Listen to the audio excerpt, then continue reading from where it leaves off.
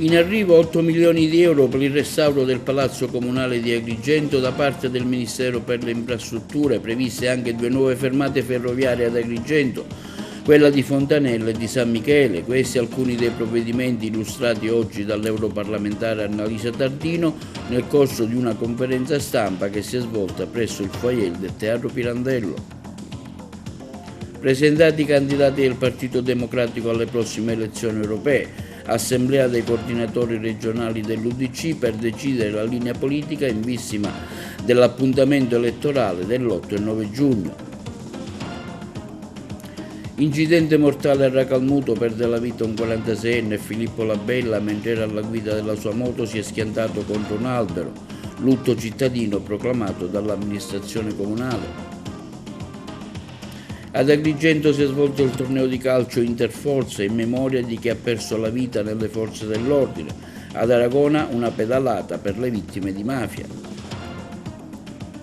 A Canicattì partecipato convegno in memoria di Monsignor Vincenzo Restivo. A Raffadali presentato il libro di Sara Favarò, Vittina Crozza. Le ultime novità di calcio al termine di questa stagione.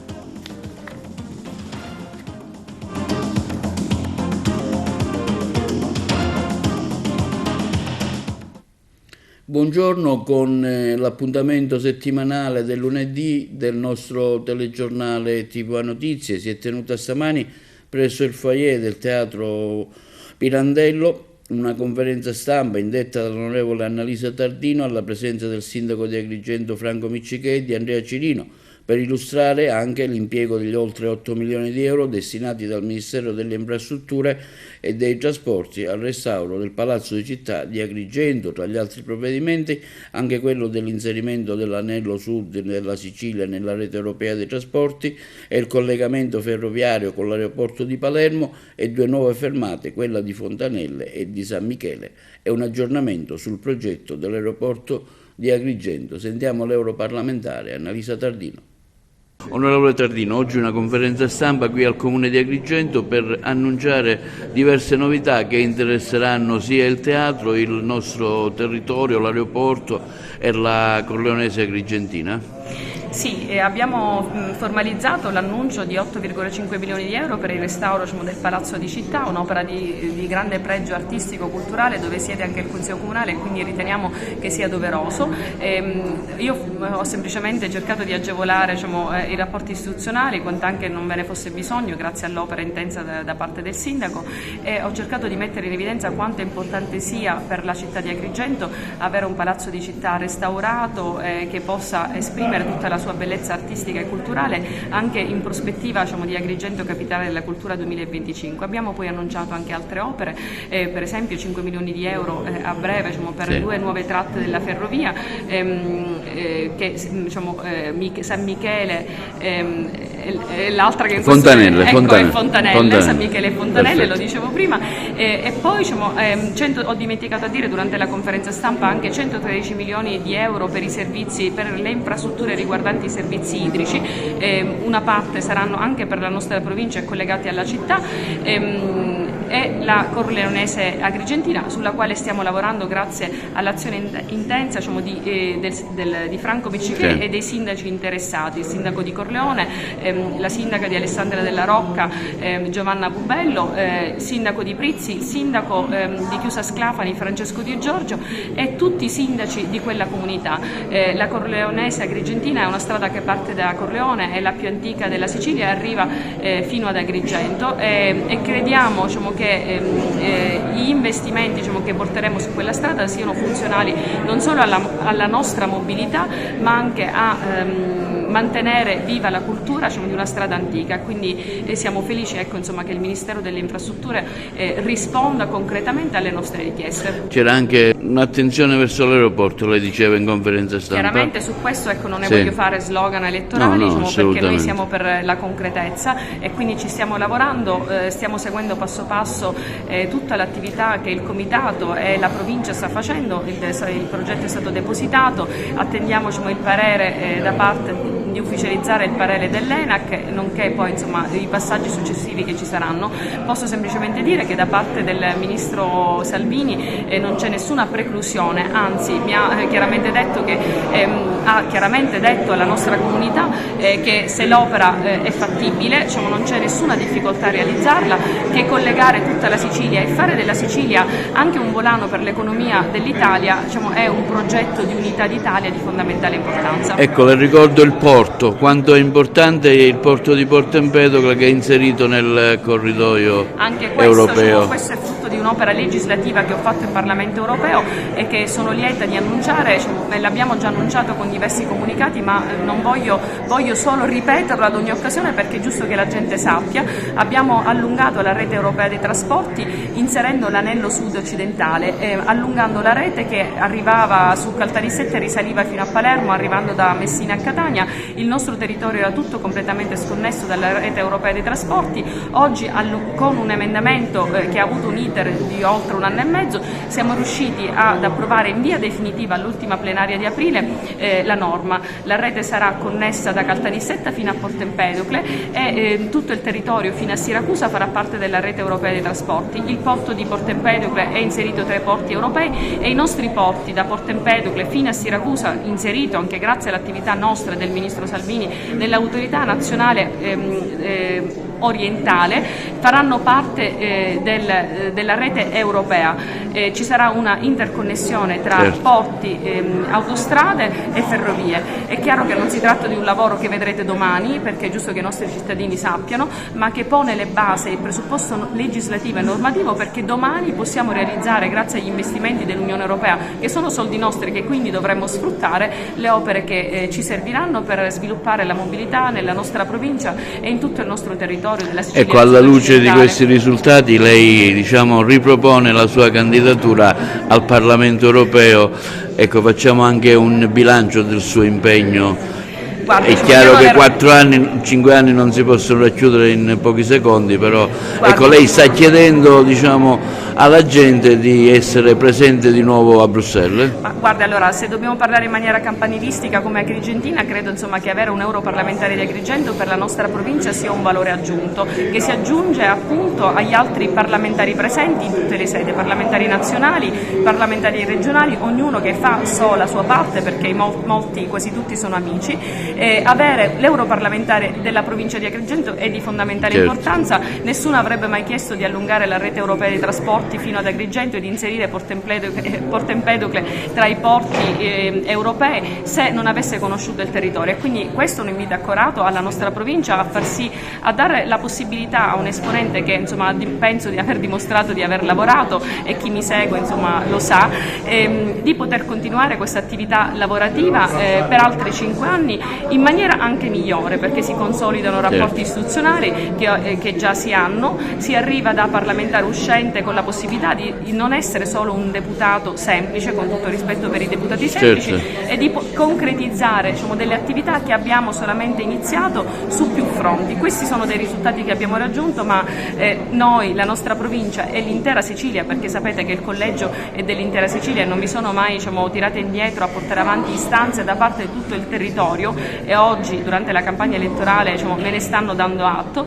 credo che sia un valore aggiunto. Le elezioni europee sono di fondamentale importanza, a differenza di quello che si pensi, perché la quasi totalità delle norme, lo abbiamo visto con le proteste degli agricoltori, arrivano dall'Unione Europea. Sapere cosa fare in Parlamento europeo e sapere con chi parlare in Commissione e come far sostenere le nostre proposte dal Consiglio è importante. Spero di ottenere, insomma, il consenso che chiediamo per poter esserci con più forza anche nel prossimo mandato. E per gli appuntamenti elettorali, domenica a Porto Empedocle un'iniziativa del Partito Democratico dal tema Appunti per l'Europa che vogliamo, testimonianze, idee e visioni per un'Europa più giusta, moderna e presente. I vertici del partito sono stati anche presentati i candidati alle prossime elezioni europee. Noi abbiamo seguito l'evento. Si presentano oggi i candidati alle future elezioni europee. Ecco, ma quanto è importante questo voto per l'Europa dalla Sicilia? È importantissimo per diversi ordini di ragioni, è importante perché l'Europa può essere davvero un luogo e uno strumento di grande progresso, di grande sviluppo economico.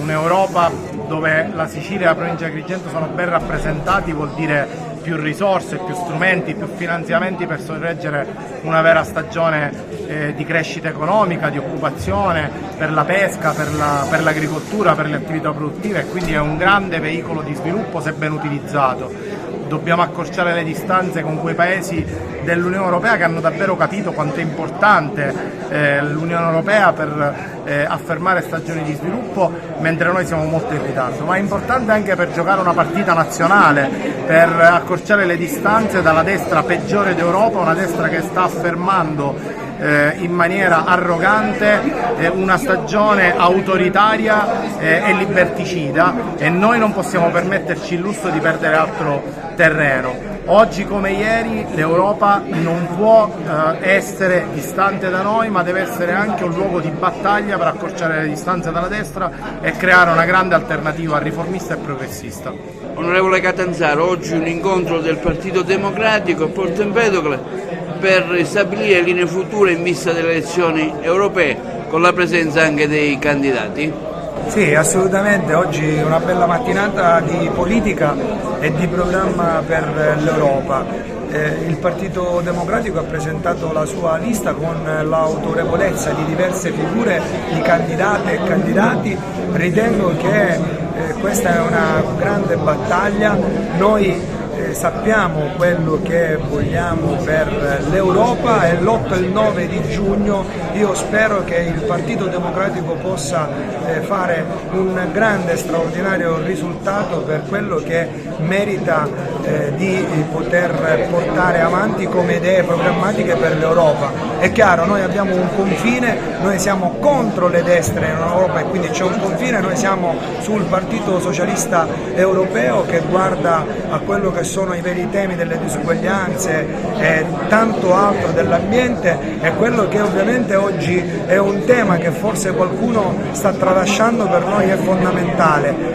Il diritto alla salute, i giovani, il lavoro, sono tutti argomenti che questo governo di destra-centro sia a livello nazionale che a livello regionale utilizza soltanto nei momenti di campagna elettorale come slogan, ma subito dopo capiamo che sono soltanto slogan e basta, perché dei veri problemi non se ne sanno nulla e non affrontano. Ultimi su tutti è quello sull'agricoltura. Loro parlavano di essere pronti per l'agricoltura, l'abbiamo visto qualche giorno fa, proprio su un segmento dell'agricoltura, la zootecnia, un governo si è arrivato con una manciata, con un'elemosina di 5 milioni di euro. Noi l'abbiamo voluta ribaltare perché crediamo che la zootecnia, l'agricoltura ha ben più di attenzione. Abbiamo fatto una grande battaglia, siamo arrivati a 10 milioni di euro, però ritengo che non siano né sufficienti né bastevoli. Dobbiamo dire a questo governo che si occupa meno delle beghe interne e delle poltrone da spartire e più dei problemi per la Sicilia. Le ragioni di questa sua candidatura?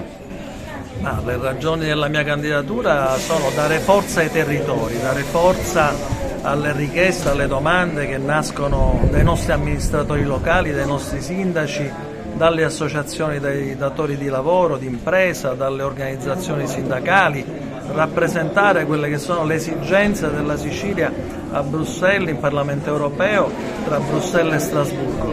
Noi abbiamo bisogno di questo, abbiamo bisogno che i parlamentari europei si mettano al servizio del territorio per portare nella nostra regione, in Sicilia ma anche in Sardegna, vantaggi, risorse, opportunità di crescita, di lavoro, di sviluppo. Lidia Tilotta scende in campo per il Partito Democratico, una giornalista, il suo impegno quale sarà al Parlamento europeo? L'impegno al Parlamento europeo è un impegno complesso, ma così deve essere. Innanzitutto bisogna ascoltare i territori, ascoltare i bisogni, trasformare in progettualità e riportare nei territori. Questa è una cosa importantissima che il parlamentare europeo deve fare, e però abbiamo bisogno anche di un'Europa diversa, un'Europa che garantisca un welfare condiviso a tutte le sue cittadine e i suoi cittadini, e un'Europa che difenda i diritti e non che viri sempre più a destra. E sempre in tema di politica, una riunione dei coordinatori regionali dell'UDC per discutere delle prossime elezioni europee, l'indirizzo politico del partito. Abbiamo sentito il coordinatore regionale onorevole Decio Terrana e il suo vice onorevole Salvino Caputo. Decio Terrana, oggi l'UDC si riunisce nel suo coordinamento regionale per dettare le regole in vista delle prossime elezioni europee. Oggi ho organizzato meglio un incontro con tutti i coordinamenti provinciali ad Agrigento per fare la scelta di campo e abbiamo scelto di appoggiare i candidati più vicini alla nostra area politica che si rifanno ai valori cristiani, ai valori della dottrina sociale, che mettono al centro l'uomo e che poi abbiamo avuto anche un'esperienza politica comune. Abbiamo lanciato la candidatura di Esther Bonafede, della Tardino, di Mimmo Turano. Mimmo, come sapete tutti quanti, abbiamo fatto tanta strada assieme, oggi è candidato, però il pedigree è quello sempre democristiano. Quindi oggi la nostra battaglia sarà per difendere i nostri amici e portare un valore aggiunto alla Lega per raggiungere quegli obiettivi che si propone.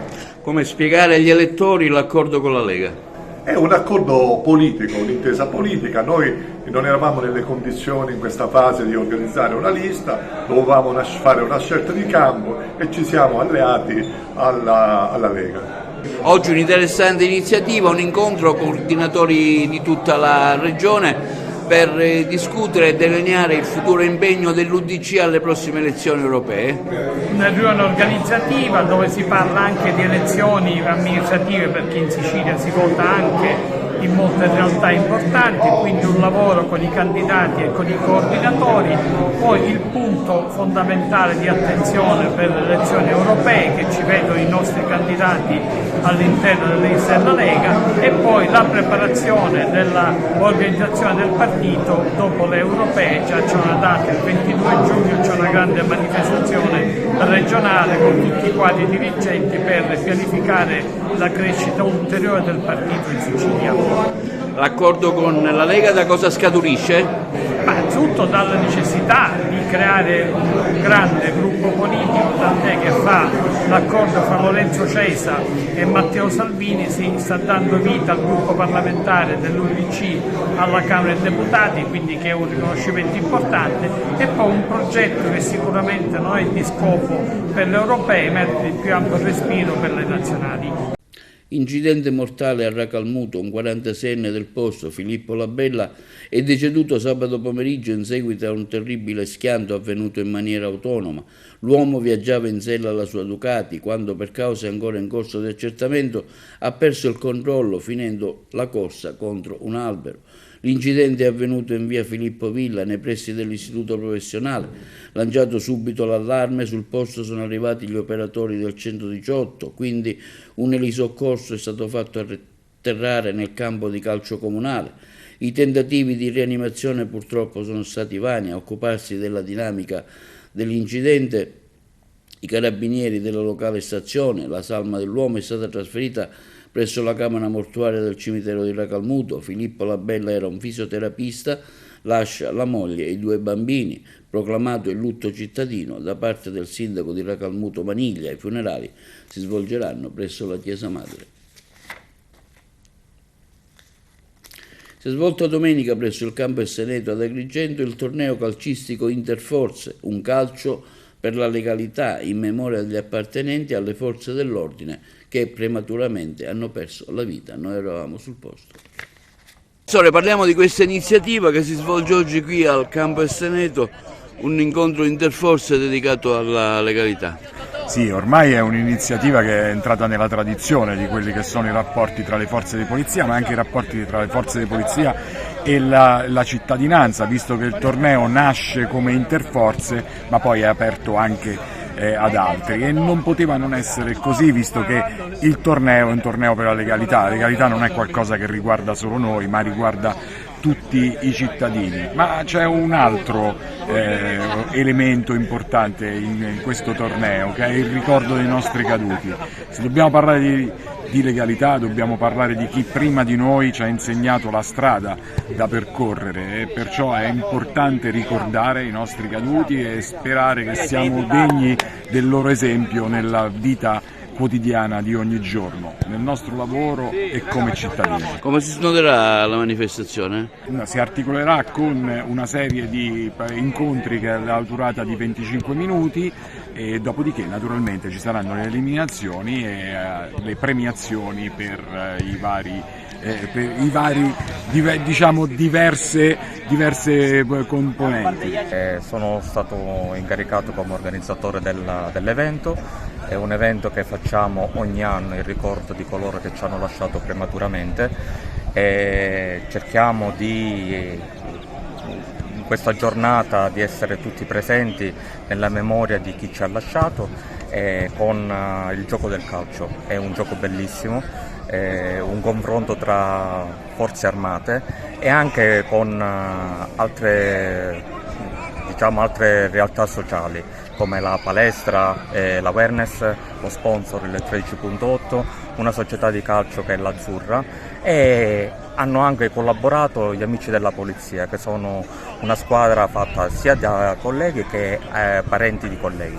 Anche la Guardia di Finanza partecipa a questa iniziativa, un torneo sulla legalità, no? Sì, buongiorno a tutti, è un piacere partecipare come facciamo per la mia persona, insomma, da 27 anni a questa parte, da quando mi sono arruolato. Ho il piacere e l'onore di far parte della squadra e della Guardia di Finanza di Agrigento, che poi alla fine è una rappresentativa perché fanno parte anche i colleghi di altri reparti e anche degli amici che non sono appartenenti al corpo ma sono simpatizzanti, che giochiamo da una vita praticamente da bambini, quindi era giusto inserirli, visto che c'era la possibilità di inserire qualche esterno, anche perché avevamo bisogno forze fresche per partecipare e doverosamente onorare la memoria dei colleghi caduti che purtroppo non sono più con noi. Qualcuno partecipava anche a queste competizioni sportive, ma comunque anche durante la settimana, nel tempo libero, noi con gli altri amici delle forze dell'ordine puntualmente giochiamo insieme durante la settimana, quindi voglio dire è un'occasione in più, non è un'occasione sporadica, ecco, di confrontarci. Anche la polizia penitenziaria partecipa a questo incontro? Sì, certo, è una bella festa, speriamo che tutto vada bene e poi forza della polizia penitenziaria. Ecco, voi vi allenate solitamente, cercate anche, diciamo, fuori dell'orario di lavoro di fare attività agonistiche? Abbiamo un gruppo di ragazzi, di amici che ci riuniamo e facciamo tornei anche a 5, a 7, ma oggi è un po' dura, per campo a 11 è un po' dura. Praticamente noi siamo qui per onorare la memoria di chi non c'è più. Abbiamo il piacere di essere sempre presenti, come è stato fatto l'anno scorso, e noi siamo vecchietti, cerchiamo di passare una bella giornata di sport più che altro. Naturalmente siamo qui per onorare appunto questa bella giornata. Ci hanno invitato con grande piacere, siamo venuti perché sembra una bella manifestazione e quindi è un modo anche per tenerci in movimento. Ad Aragona, pedalata per la memoria per le vittime di mafia, organizzata dal Comune e dell'associazione Mountain Bike, pedalando fino alla stele del magistrato livatino. Ce ne parla il collega Sardo. L'evento nasce perché a giorni ci sarà la giornata nazionale in ricordo delle vittime della mafia. Siccome lo sport è sempre vicino a questi eventi e ribadisce sempre a gran voce il no alla mafia, perché uno dei valori fondamentali che lo sport deve portare avanti è la legalità. Quindi senza legalità lo sport non ha da esistere. Essendo un catalizzatore sociale dove ruotano appunto tutti i ragazzi di qualsiasi età, è importante dare questi segnali. Ecco, da lì allora che abbiamo creato questa prima pedalata simbolica. L'anno scorso siamo stati a Palermo e organizzato un'altra associazione e abbiamo pensato perché non farlo qua nel nostro paesino. E allora è nato tutto questo. Come puoi vedere l'adesione c'è, la gente ci crede e quindi diamo un segnale forte. Ecco. Quale messaggio lancia questa iniziativa? Questo è il messaggio, è quello della legalità, perché lo sport oltre alla... lo sport deve dare questo segnale forte, oltre alla sportività, alla solidarietà, la legalità, che è fondamentale. Non si cresce senza la legalità. Le chiedo il significato di questa iniziativa. Oggi si ricorda, si commemora il giudice Rosario Livatino. Sì, è una testimonianza sempre attuale e particolarmente significativa per noi che siamo diciamo, i suoi conterranei. È un messaggio, come dire, universale. I valori che ha incarnato Rosario Livatino di profondo attaccamento al dovere, al suo dovere, che lo hanno portato a perdere così tragicamente la sua vita sono uno stimolo, diciamo, per tutti noi per impegnarci a fare bene il nostro dovere. È un messaggio che vogliamo soprattutto trasmettere ai più giovani perché la testimonianza di quest'uomo che ha pagato un prezzo così caro non si perda, ma possa continuare, diciamo, a riflettersi nelle scelte quotidiane che ognuno deve compiere. Quello che è importante sottolineare è che il messaggio di Rosario Livatino non è rivolto soltanto ai magistrati o comunque agli appartenenti alle forze dell'ordine, è un messaggio universale rivolto a tutti, perché ciascuno nell'adempimento dei propri doveri familiari, sociali, lavorativi deve comunque avere questo riferimento che può, come dire, costituire un motivo per fare sempre meglio e per fare sempre bene il proprio dovere. Il senso di questa iniziativa è quello di principalmente non dimenticare i sacrifici di questi uomini che ci hanno liberati. Io definisco che in Sicilia la liberazione non è soltanto quella del 25 aprile, ma anche la liberazione che hanno fatto giudici, magistrati, poliziotti, gente impegnata contro la criminalità. Vogliamo ricordare alle giovani generazioni che alla fine degli anni 70 e all'inizio degli anni 80 questo territorio era martoriato, era quasi controllato più dalla criminalità organizzata che dalle istituzioni. Si percepiva quasi una sfida tra le istituzioni e la criminalità organizzata. Queste persone come Rosario Livatino, come il giudice Falcone, la moglie e la sua scorta, come il giudice Borsellino e la sua scorta, come Ninni Cassarà, come Dalla Chiesa e come tante altre persone di grande coraggio e di grande spessore ci hanno ridato la possibilità della rinascita di questa terra. E una volta avuta dobbiamo non solo combatterla, ma mantenerla con le azioni giornaliere, mantenerla facendo ricordare alla giovane generazione i sacrifici di queste persone che ci consentono oggi di vivere in un paese tranquillo, diciamo sereno. C'è sempre qualche sparuta azione criminale, però possiamo dire che oggi lo Stato ha vinto, che lo Stato c'è, che lo Stato ci garantisce e noi dobbiamo essere dalla parte dello Stato, dobbiamo essere dalla parte della legalità e dobbiamo tramandare alle future generazioni i sacrifici che hanno fatto queste persone per garantirci questa libertà. Mare Amico ha trovato morta in una spiaggia di San Leone una grossa tartaruga caretta trasportata in riva del Motondoso e dalle correnti. Dall'ispezione della carcassa non abbiamo rinvenuto, dice Mare Amico, né ami né malattie parassitarie e neanche grosse ferite che potrebbero giustificare questa fine. Quindi la causa probabile di morte, come avviene per la gran parte di questi rettili trovati a riva, è stata sicuramente la plastica. Questi splendidi animali scambiano i sacchetti e le bottiglie di plastica per le meduse, delle quali vanno ghiotti, provocando l'occlusione intestinale e quindi la morte. Vista l'impossibilità di trasporto della tartaruga all'Istituto Zooprofilattico di Palermo, abbiamo affidato il rettile al Comune di Agrigento, che ha provveduto alla sua distruzione mediante la ditta incaricata. Assemblea dei soci del Consorzio Garanzia Fidi di Confimpresa per l'approvazione del bilancio 2023. Si è discusso anche dei nuovi finanziamenti per il microcredito rurale e per l'artigianato. Abbiamo intervistato il presidente Alessio Lattuca. Oggi si approva il bilancio del Confidi per il 2023. Quali sono i numeri e l'attività che sintetizzano questi numeri? Ne parliamo con il presidente Alessio Lattuca. I numeri sono cresciuti moltissimo perché abbiamo stabilito nell'anno 2022-2023 un numero di convenzioni molto significative. Intanto il Consorzio è convenzionato con ICCREA a livello nazionale e con CC Banca, sono i due settori delle casse rurali che si sono aggregate a livello nazionale. Poi è convenzionato è consorzio autorizzato dal Fondo di Garanzia Nazionale, del Mediocredito Centrale e da Ismea. Stiamo portando avanti alcune iniziative, tra tra le più importanti in questo momento c'è una particolare attenzione al settore agricolo, perché sia con l'Ente Nazionale del Microcredito sia col Fondo di Garanzia è possibile finanziare fino a 100.000 euro anche delle attività, diciamo, delle microattività nel settore agricolo, sia per chi ha già impresa sia per chi vuole fare impresa. E abbiamo una struttura, uno staff, diciamo, organizzato per mettere insieme le idee delle persone e trasformarle in attività vere e proprie.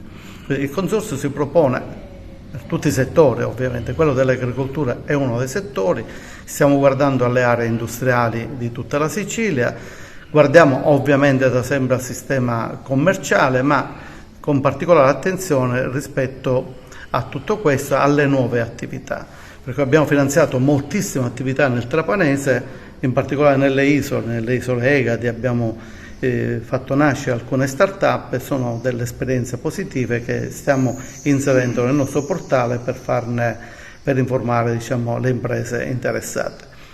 Tutto sommato, nonostante siamo in Sicilia, il consorzio, diciamo, ha buone opportunità di sviluppo, ma il consorzio fortunatamente non ha solo sede in Sicilia. Abbiamo aperto una sede importante adesso a Frosinone, perché abbiamo stabilito un accordo con la Banca Popolare di Frusinate e a breve stiamo chiudendo con altre banche, BCC di Roma che ha incorporato la Montepruno. Quindi, diciamo, abbiamo una possibilità di sviluppo extraterritoriale rispetto appunto alla Sicilia e stiamo sfruttando tutte le opportunità offerte dal nuovo sistema che è partito dal gennaio 2024, che ha riposizionato i consorzi di garanzia fidi rispetto alla vecchia realtà che vedeva il Fondo Nazionale, diciamo, un mezzo a cui le banche accedevano direttamente. Quindi i consorzi oggi si propongono in termini nuovi non solo come garanti, ma come consulenti delle imprese, per cui si sono attrezzate, non solo noi, i consorzi in generale e noi in particolare, sono attrezzate per assistere le imprese in tutte le sue fasi, compreso quello della creazione di impresa che spesso, diciamo, crea delle difficoltà con le banche. Linea alla regia per la pubblicità.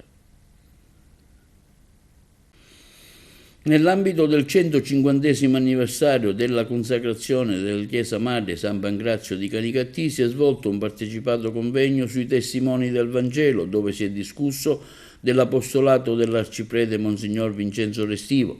L'iniziativa è stata organizzata dal Centro Evangelium Vitae, diretto dal professore Enzo Di Natali. Le interviste. Enzo Di Natali, una manifestazione riuscita dove si è fatto un quadro completo dell'azione anche religiosa di Monsignor Restivo. Gli interventi che ci sono stati di persone che lo hanno conosciuto e lo hanno frequentato per decenni ha consentito di conoscere la grandezza di questo sacerdote, di questo arciprete di Canicattì. Tanto che si è detto, parlare di Monsignor Restivo significa parlare di Canicattì, per Canicattì è Monsignor Restivo. Una bella testimonianza, un bel convegno dedicato a Monsignor Restivo che tanto ha fatto proprio per questa parrocchia. La comunità parrocchiale di San Pancrazio è grata alla figura di Monsignor Vincenzo Restivo, parroco di questa comunità dal 1946 al 2005, 59 anni di ministero svolto in questa comunità e sicuramente la sua vita è stata una testimonianza non solo dal punto di vista culturale ma anche dal punto di vista pastorale. È molto importante che ci siano esempi luminosi per i cristiani che vivono in questo paese. È molto importante avere queste personalità perché diventano un esempio e direi anche uno stimolo, non solo per i sacerdoti, ma per tutti i fedeli. Per questo dobbiamo dare alle nuove generazioni un input perché possano credere in queste figure che diventano un emblema per la città. E allora auspico che veramente tutti possano sempre ricordare questi sacerdoti che sono stati esempi luminosi, ma soprattutto testimoni dell'amore di Dio, non solo verso di Lui, ma anche verso i cristiani sparsi in tutto il mondo.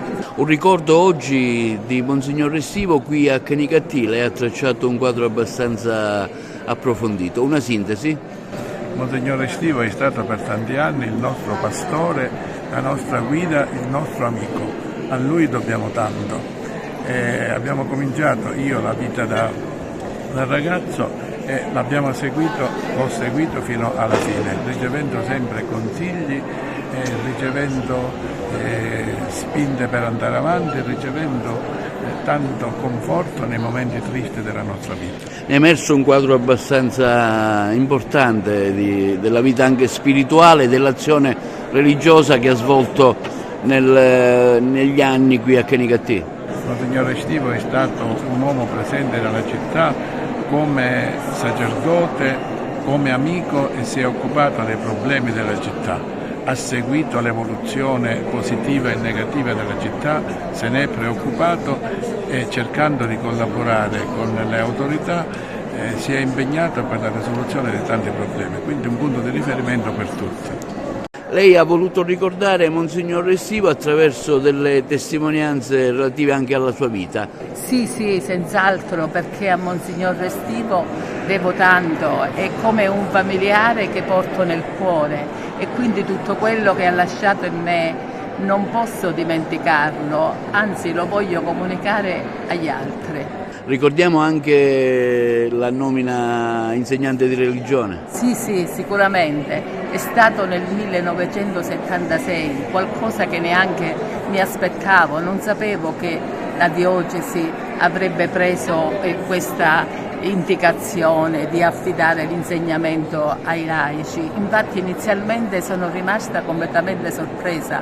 Come ho detto, in diocesi semplicemente 3. Oltre a me 2 agrigentine e mi sono sentita veramente privilegiata e da lì poi a seguire ho avuto la possibilità di continuare l'insegnamento in lettere, la laurea che avevo conseguita e per la quale volevo ovviamente continuare la carriera.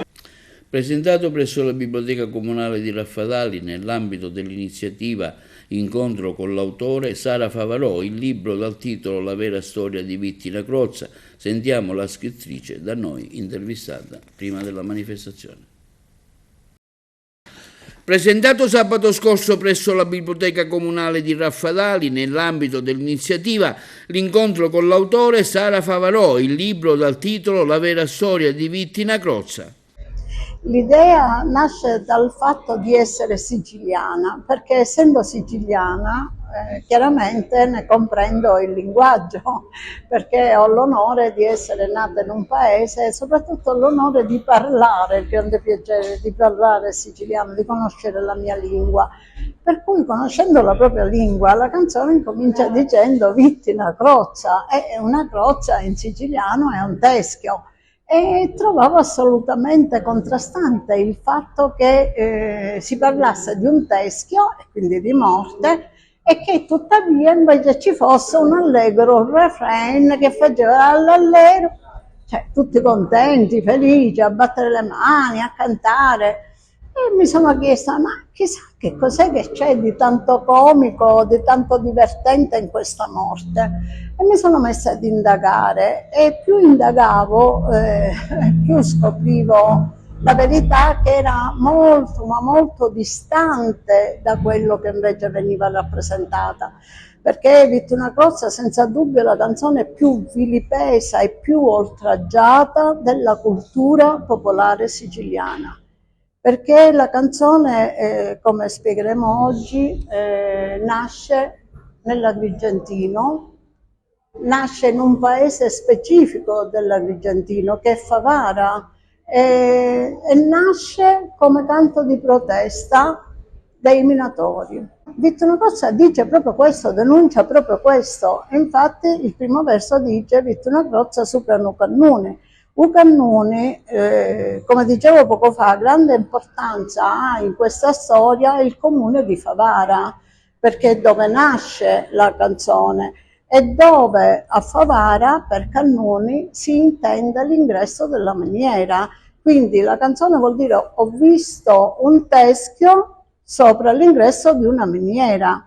Però arrivare a capire che la canzone era nata a Favara perché era proprio lì che si diceva Cannoni, il boccaporta d'ingresso alle miniere, ecco, queste sono cose che adesso io racconto in un libro, ma ci sono dietro più di 20 anni di ricerche, perché facevo un passo avanti e 10 indietro, fino a quando poi invece non ho scoperto tutte, dico tutte, le manipolazioni della canzone, i vari autori che c'erano dietro, i vari compositori, i vari interessi economici, perché è soprattutto la grande offesa che viene fatta ai siciliani con questo trallallero. Il messaggio che lancia il libro è quello di denuncia sociale, culturale e anche religiosa, perché il teschio appartiene a una persona che invece credeva nella fede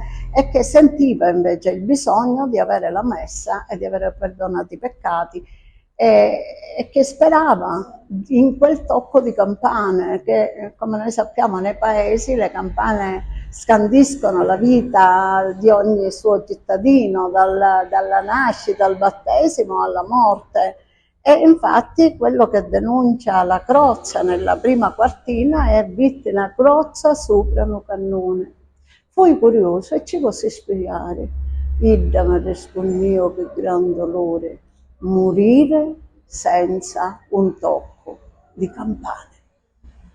Il vecchio pianoforte del Circolo Empedocleo di Agrigento va in pensione grazie a una sottoscrizione lanciata dal Consiglio di amministrazione di raccolta fondi. Ne è arrivato uno nuovo. Sentiamo il presidente del Circolo Culturale Giuseppe Adamo, intervistato dal collega Carmelo Lentini. Ci troviamo al Circolo Empedocleo di via Atenea, che si trova nella piazzetta di San Giuseppe. Accanto a noi abbiamo Pippo Adamo, il presidente, che ricordiamo ancora una volta per il 24esimo anno consecutivo è presidente di questa associazione. Dunque, Presidente, intanto diciamo subito che il vecchio pianoforte di oltre 130-140 anni va in pensione. Ce lo spiega per quale motivo? Va in pensione ovviamente per motivi di età, è ancora valido, è funzionante, però chiaramente essendo datato ha bisogno di continue messe a punto. E poi in ogni caso, essendo un pianoforte verticale, ha le sue limitazioni, per cui viste le programmazioni, i concerti che abbiamo col Circolo, abbiamo ritenuto opportuno dotarci di un pianoforte a mezza coda che è molto più valido per queste iniziative. Il Circolo Empedocleo è diventato un punto di riferimento culturale per la città di Agrigento, non solo diciamo cultura a livello proprio cultura, libri, presentazione dei libri, ma anche musica. Ecco, e di tanto in tanto ci sono amici che si esibiscono con la musica degli anni 60-70, altri con il jazz, rock. Insomma, c'è una varietà di musica che attrae non solo i soci del circolo, ma anche persone che vengono appositamente per assistere a queste esibizioni. Senza dubbio sì, io senza falsa modestia dico sempre che il Circolo Culturale Empedocleo in questi ultimi anni è diventato il maggiore punto di riferimento della cultura agrigentina. Facciamo tutta una serie di manifestazioni che spaziano dalla musica al teatro, alla poesia, alla pittura, alla scultura, i convegni, lezioni di filosofia. Oltre a questo facciamo anche delle attività sociali riservate ai soci. Tutte le nostre iniziative sono aperte sia ai soci che alla cittadinanza.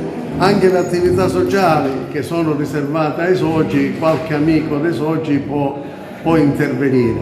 Per quanto riguarda invece il discorso del pianoforte, mi vado un attimo indietro, si era pensato di dotarci di questo strumento e chiaramente per poterlo fare, siccome il costo non è indifferente, abbiamo lanciato una sottoscrizione per la raccolta fondi per questo nuovo pianoforte che sta dando dei buoni risultati, tant'è che il pianoforte l'abbiamo fatto già arrivare ed è già entrato in servizio, però la raccolta fondi scadrà il 30 di giugno e a tale proposito, proprio per incentivare questa raccolta, abbiamo fatto una programmazione a maggio e giugno di una serie di concerti sia per pianoforte sia di musica classica che di musica moderna, e intendiamo così completare veramente alla grande questa stagione 2023-2024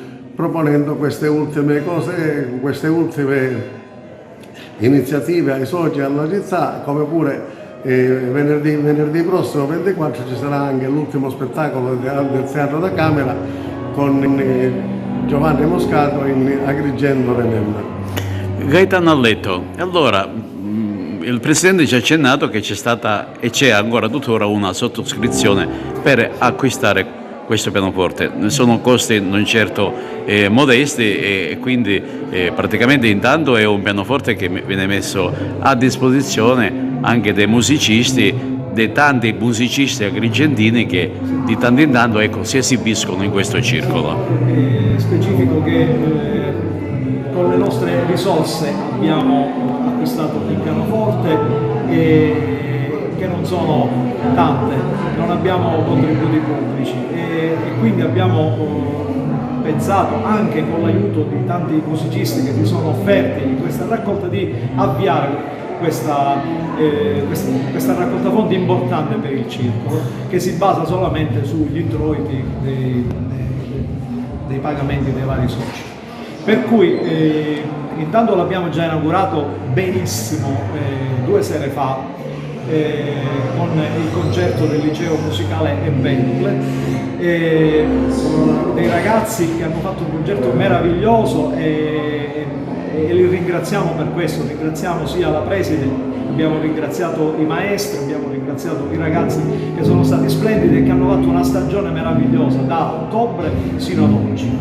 Adesso invece per l'inaugurazione ufficiale del pianoforte avremo il primo concerto mercoledì prossimo 27 maggio, offerto dal maestro Salvatore Galante, e parteciperà anche la mezzosoprano Giovanna Vullo. A seguire ci sarà un altro concerto per pianoforte del maestro Vittorio Orlando, questo mercoledì 27 maggio. Sabato 25 maggio ci sarà il concerto del cantautore agrigentino Stanislao Cassaro, che ha inciso il primo disco ed abbiamo ritenuto importante farlo conoscere alla città, perché è un giovane cantautore che compone le musiche e i testi ed è molto bravo, quindi invito i cittadini, l'entrata è libera, possono venire a partecipare ad ascoltare questo musicista.